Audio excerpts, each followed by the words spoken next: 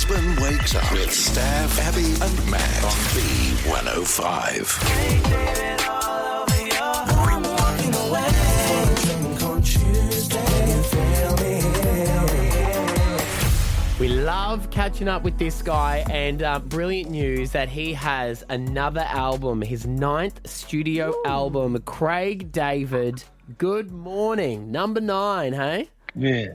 Good morning. I mean, what a time to be alive. Firstly, how are you all? You all good? We are We're great. very Thank you good. for asking. We're very Yes. good. Is that just when you're like 9th? Is that even you were just mouthing that going, seriously, 9th? It's just, it's wild. Because it feels like only yesterday that I released the first album, Born to Do It. So, I mean, like 25 years on and having 9 studio albums. I mean, you couldn't have told me that as I started off, like, yeah, you're 9 albums in. I was like, mate, I just need to get this first one out. Yeah. So, yeah, it's crazy. I've still got your first CD. I haven't thrown it out yet. It's like, I don't know. I just can't throw them out. I'm like, She doesn't have a CD player. No, I don't. She's got the CD. well, one day maybe the 6 They'll come back stacker like vinyl. CD in the back of my car, the player. But You know no, what? I'm Do you still. know what?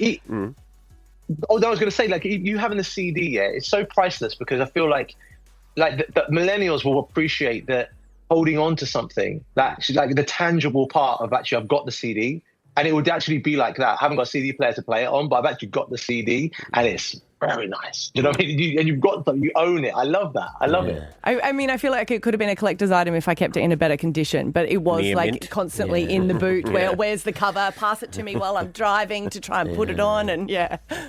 Yeah. I get you. It used to, and I feel like wasn't that kind of part of it? Like you'd have one for the car, maybe one for the home. You might back then you'd actually probably get like 3 albums.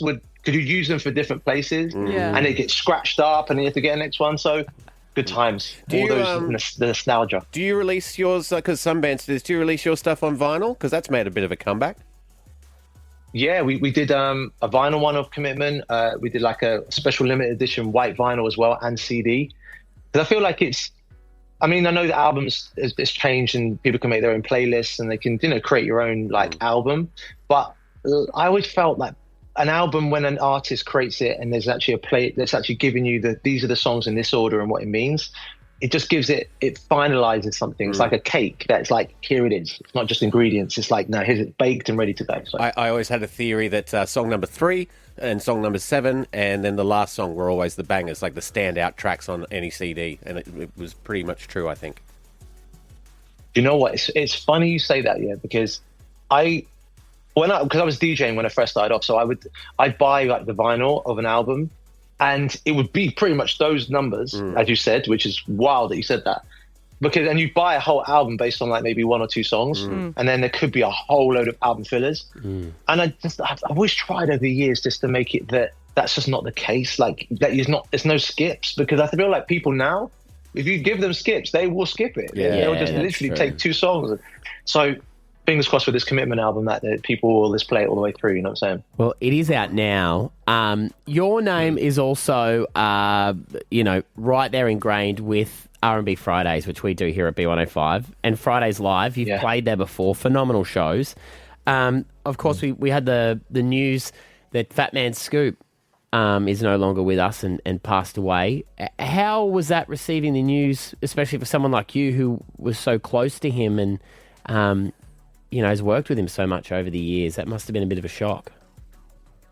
Yeah, I was not only a shock, but just what he means, and I say means like in the present tense, like to the culture, because his music lives, his legacy, like not just the classics like the Fatman Scoop, Crooklyn Clan, or over Faith Evans, like I never knew that, the ones that the big one. But he's been doing this for so many years, like creating the energy and the vibe, and I just feel like we've lost someone way too early, and like God rest his soul, but he lives in all of our hearts. Like he is always with us, and especially with on Fridays, like, it's like those, he lives every time. You'll hear him somehow. He'll be present there at every event, even if he's not with us, like on the heart. So I love the guy. I have good fond memories of him. He's a good man. I feel like too with him, you never felt like when you were around him like He he was had putting it somewhere on. else to be. Yeah. Like he was always when he was with you, and I felt like in interviews he wanted to be there. Yeah, He great wanted chat. to speak Well, he with did. you. Remember, we always used to be told, "Hey guys, he's got another interview." We And had to get rid of he used to him. be like, "No, wait." We're like, we got to go, Yeah, man. we're like, we're just catching up with a friend. It did feel like that. You're right. Yeah, he was a proper people's person, right? He was like he lived to be around people, have relationships. He honored and understood the importance of relationships, and I think that's why he has such a great relationship with the crowd, because he recognized that it wasn't just I'm on stage just vibing. It's like I am the vibe. I've got to, like, when he said on the mic, you did what he said. You know what I mean? And I was like, wow. And he was and a voice that you there's not many people you can say that voice can only be from Fatman Scoop, and you're just like, wow. So just really grateful to have had some amazing times that we all have with him, and may continue have his legacy continue blast our speakers. Got a lovely background there, and I'm just admiring. I didn't know you were such a fish fan with the amazing aquarium that's behind you. You know that's a TV. I don't know. I don't want to break the mystique. I mean, there's stuff going on in this room. Yeah, I had to build this little This is I'm in my studio in London, and it was just one of those places where through lockdown I was looking at all these beautiful studio setups that you have, like as I'm looking at now, and mine was looking rogue. I was like, I need to fix this up big time, and I wasn't going to just press the button and do the Zoom thing, and next thing you're in like that's Maldives. bad. Yeah. So I had to slowly curate this, and now it's become like a little labor of love, which is vibey. So I actually realised we've got the same plant as well. Wow. hey, look at you! I see you there. Yeah, it's the one that you can't kill. Is yours real though, or is yours a plastic one? Yours is real. It's a Zambia one. Yeah, mine's real, because I feel there's something about, look, you can do the plastic thing. It's so cool. I know it's definitely not going to die on you, but it feels different. The energy's different when you've got real plants around you, So real plants, fake But those fish. ones that, No, this is a real one. Hey. I wanted to give a good vibe as well. There's something about Speed them. plants that I just... all you have to do is turn off the screen at the end of the night. It's so much simpler than putting all that fish food in there. Crazy. So obviously you got the album out, and then we're hoping to see you back in Australia touring, right? Yes. I can't wait to get back out. I mean, it's one of those things that I've been like trying to hold it back, and I've been seeing like diaries and schedules, and I'm seeing people saying, "Oh, I'm like, is that actually confirmed? Are we going to be?" And I think I may be out there a lot sooner than you think. So there's some good stuff coming on. When I'm you looking say forward to sooner, getting back like out. early next year? Like before Santa comes around the Christmas tree and gives you all your goodies for it. okay. Good girl. I think, like that. So do you know what? It's the bane of me every time I have interviews, and I sort of, when it comes to coming out to Australia, and I just love it to perform there. It's just like, it always ends up being that, well, I'll get round to seeing you. We'll see you next year. Yes. Nobody wants to hear that, man. Nobody wants to hear that. Yeah. So this year I'm looking forward to getting back out. Have you organised someone to feed your fish and water your plants? Do you know what? The funny thing is, I spoke to the electricity company. They said as long as I pay their bill, that TV will stay on. So they're good for the fish. And the plants, they're hardy plants. So you just put the water in, they're good for a couple of months. That'll so you're be good to go. All right. So that means that you're going to be here before Mariah Carey officially announces that Christmas is coming with her song being released, right? Yeah, I think that might be the case. Okay. Do you know what I mean? And do you know what? Mariah Carey's actually over in the UK at the moment, like promoting and stuff. So it might be a sliding doors moment, but we're doing so much promotion for the new album that you never know. I might end up finally meeting Mariah Carey and do you know what I mean? Saying yes, wow, here we are, the legend, the queen of R&B. Like the sound of that. 25 years you said you've been doing this, 9th studio album. Over those years, Craig, with a name like yours, you would have been offered some brand deals. And I always love, you see people when they pop up. And I think great for artists to do it. It's a great way for them to make money, especially after, CD sales have changed with people being able to get your music, practically free on Spotify and stuff. But is there a brand, I always love to ask this question, is there a brand that came to you at one point and went, we want your face on it? And you went, there is no chance I'm going to do that. You know what? I'll give you one that's like a crazy one. When I first started off, we were doing a photo shoot for Born to Do It, and we'd done loads of different shots, and then we got to the end, and there was a headphone company called AKG, and they said, look, we've got some headphones for you. We'd like you to wear them just for our internal shot, and we can give you a load of free headphones. And I was like, headphones, free headphones. I'm a guy who just came out of my council estate. I'm seeing headphones. I'm excited. Yeah. All of a sudden, the shot that we use is the iconic Born to Do It with the eyes closed. Talk about being ahead of the game. That was like Beats, Yeah.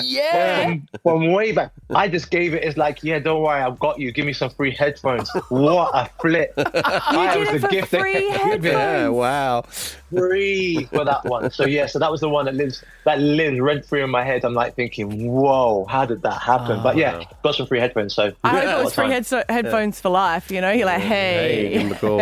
Do you know what I mean? Well, what a guy we're living now. I mean, I would have liked the check to have cleared. That would have been a very nice one too. I'll take some headphones. Yeah. Now, headphones are good. I love you, Craig, but so it kills me to tell you this. Do you know how much Dr. Dre sold Beats to Apple for? Hey, don't do it to me. Don't do it to me. How much was it? Yeah, see, I kind of feel like you do want me to do it to you. So I want you to do it just so I can look around and enjoy my free headphones I've got around me. Beats Electronics was sold to Apple in 2014 for $3 billion. Imagine the amount of fish I could put on that TV screen. Here's Craig David coming from the aquarium.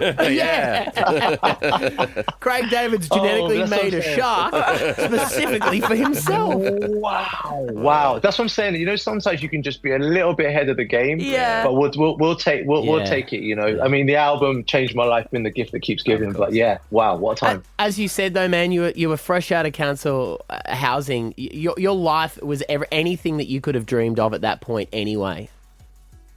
Yeah, I mean, it was everything and everything I ever dreamt of came true. I mean, to be on top of the pops, having watched it from the other side of the TV, and then being on performing, and then all of a sudden you're not just performing, your song's actually number one, and then your album, and then playing arenas. I mean, that 0 to 100, the acceleration was like an electric car on another level. It was like the 0 to 100 was crazy. But I'm so grateful because I think now 25 years later, looking back at this new album Commitment, is that what used to be about hitting markers like how many have you sold, did you get the number one, it's actually all the stories and the memories that we remember along the way, the core memories that live in your heart. So I hope that I'm committed, hence the title for this album, to delivering that vibe. And I hope that it gives people that feeling again, make new memories, and that's the vibe. We can't wait to see you when you come here then, very, very soon. I can't wait. Genuinely, like you've always been such great supporters of my music over the years, and it's always fun when we get to speak to each other.